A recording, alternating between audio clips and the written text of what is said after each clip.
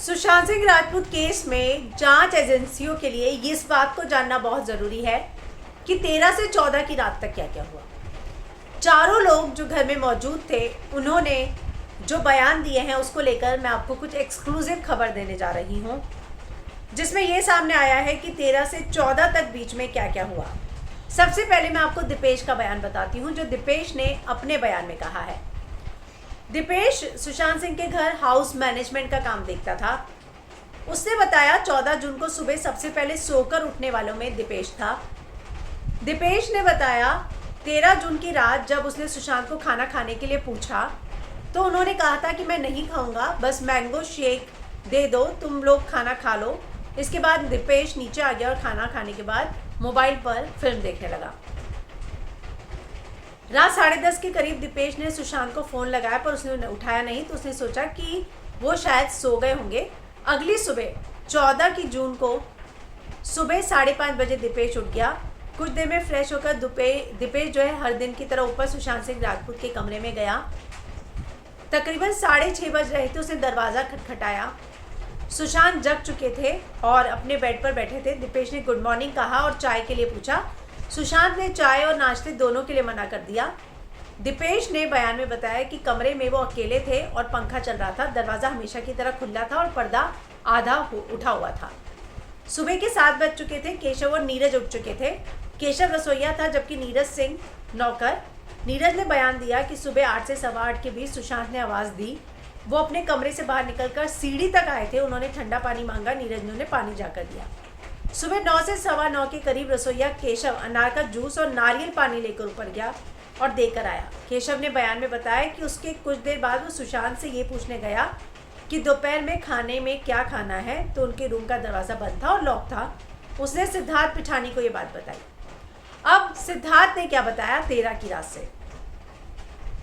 सुशांत के साथ creative art designer का काम करने वाले सिद्धार्थ पिठानी सुशांत का उन चारों में से सबसे करीबी थे।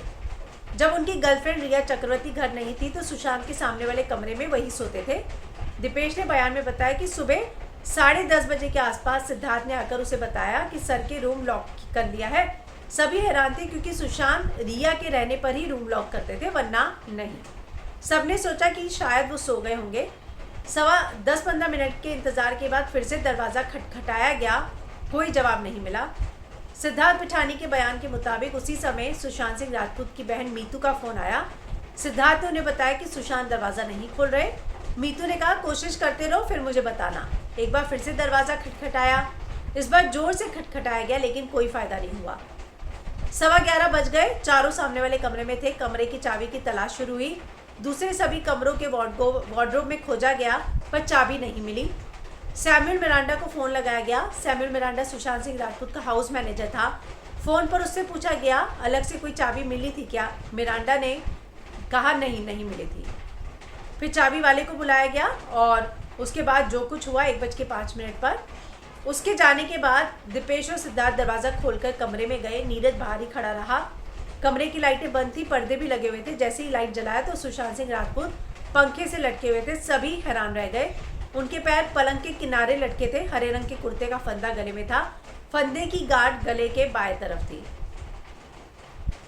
सिद्धार्थ पिठानी ने मीतू दीदी को फ़ोन किया।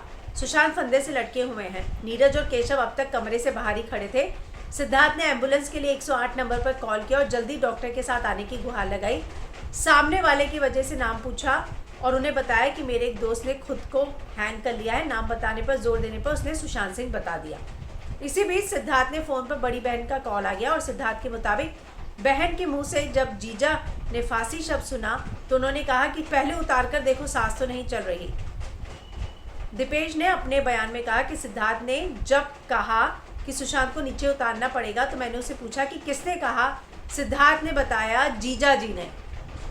सिद्धार्थ ने चाकू मंगवाया और बीच के कपड़े में कट मारा और सिद्धार्थ जिस पोजीशन में थे वैसे ही नीचे सुला दिए गए। पैर बेड के